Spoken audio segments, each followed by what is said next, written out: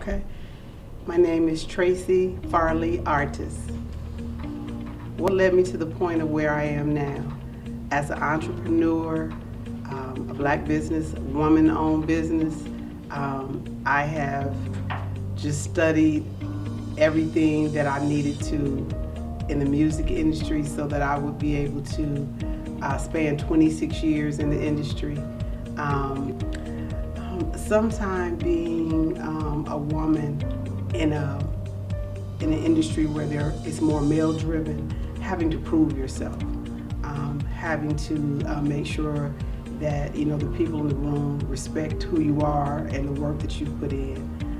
But just building strong relationships, I've been able to overcome barriers because I believe it's God first, your family, and then career. So wife, mother, and daughter.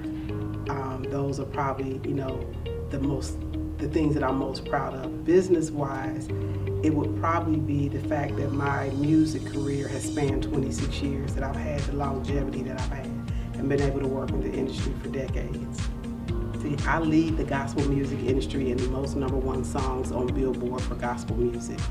So I think this year I maybe have about 41 #1s. And if you ever come to my office, all the gold and platinum records and #1 songs, they decorate the walls. But I give all the credit to the artists, the songwriters, and the producers.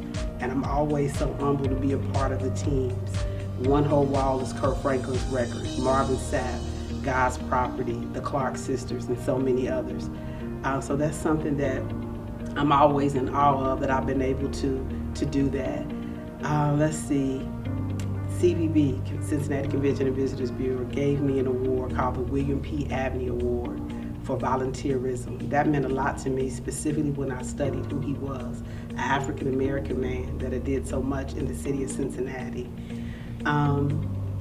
Being the director of the Black Family Reunion, I had the chance to meet Dorothy Height at the White House.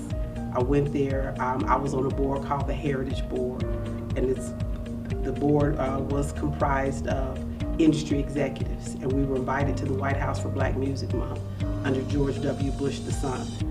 And I remember getting a chance to meet Dr. Height, and she knew my mother, Mayor Susan Upton Farley, who's now deceased, and I had my little girl with me that day.